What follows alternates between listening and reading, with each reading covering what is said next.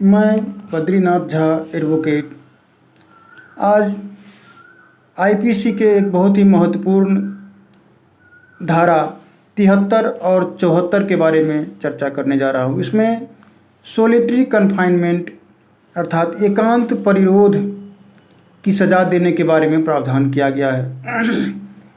आज का जो समय है पेंडेमिक सिचुएशन में, जो कोविड काल में हम लोग देख रहे हैं कि जो कोविड संक्रमित पाए जाते हैं उनको क्वारंटाइन किया जाता है, जो एक तरह का सोलिटरी कन्फाइनमेंट ही है। क्योंकि सोलिटरी कन्फाइनमेंट का मतलब होता है जो उसको एक रूम में अकेले छोड़ दिया जाना, उससे कोई मिले नहीं, कोई मिलने नहीं जाएगा, उसको अकेला रहने दिया जाए। तो जनरली सोलिटरी कन्फाइनमेंट वही होता है किसी से ना मिलने दिया जाए इतना टाइम तक।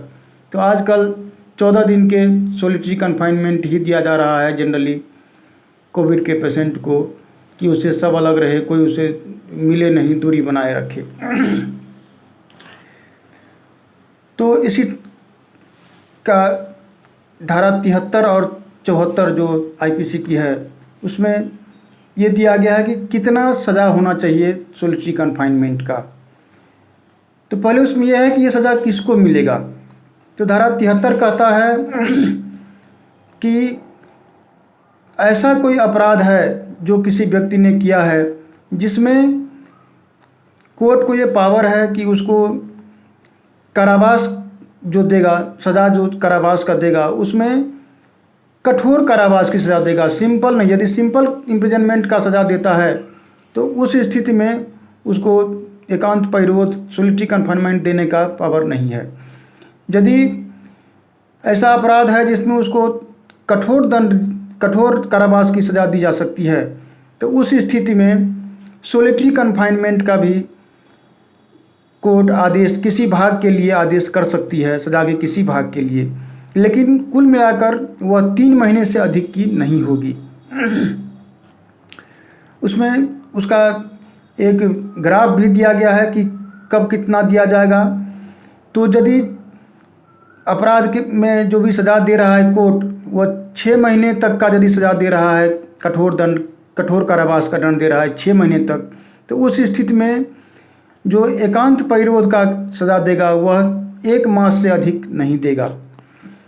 और यदि 6 महीने से अधिक दे रहा है लेकिन 1 साल तक ही दे रहा है सज़ा कठिन कारावास का, तो उस स्थिति में 2 महीने तक सोलिटरी कन्फाइनमेंट में उस अपराधी को रखा जा सकता है। और यदि 1 वर्ष से अधिक की सज़ा दी जा रही है कठिन कारावास का, उस स्थिति में 3 महीने तक उसको एकांत परिरोध में, एकांत कारावास में, सोलिटरी कन्फाइनमेंट में रखा जा सकता है। ये व्यवस्था करती है धारा 73। साथ ही इसमें धारा 74 बहुत महत्वपूर्ण है आईपीसी का, जिसमें ये कहा गया है कि एक बार में 14 दिन से अधिक का, लगातार 14 दिन से अधिक के लिए एकांत परिरोध का सज़ा नहीं दिया जाएगा। तो वही अभी हम देख रहे हैं कि पेंडेमिक काल में 14 दिन के लिए क्वारंटाइन किया गया है। अब ये कैसे मिल गया, जो भारतीय दंड संहिता 1860 में बनाया गया है और उसमें ये प्रावधान किया गया है धारा 74 में, जो सोलिटरी कन्फाइनमेंट मात्र 14 दिन का होगा एक बार में, उससे अधिक एक बार में नहीं दिया जा सकता है। लगातार 14 दिन तक से अधिक नहीं दिया जा सकता है। और वही चीज़ अभी कोविड-19 में के तहत लोगों को 14 दिन का सोलिटरी कन्फाइनमेंट दिया जा रहा है, चाहे वो घर में रहे, चाहे हॉस्पिटल में रहे, कहीं भी रहे, तो 14 दिन का ही दिया जाता है। तो ये एक बहुत ही इंटरेस्टिंग बात है, जो भी संयोग है। साथ ही उसमें ये कहा गया है कि यदि कारावास 3 महीने से अधिक का हो तो उस स्थिति में किसी 1 मास में जो एकांत परिरोध का टाइम होगा, सोलिटरी कन्फाइनमेंट का टाइम होगा, वह 7 दिन से अधिक का नहीं होगा। यदि 3 मास से कम की सज़ा यदि 3 मास से ज़्यादा की सज़ा दी जाती है किसी को, तो उस स्थिति में 7 दिन से ज़्यादा का एकांत परिरोध एक समय में नहीं दिया जाएगा।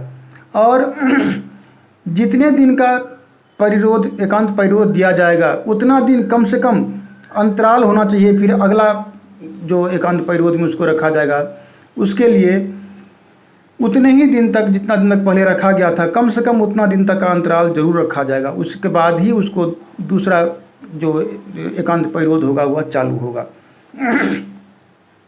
तो ये इस तरह से बहुत ही अच्छा जो एकांत परिरोध है वह मेल खा रहा है कोविड-19 से।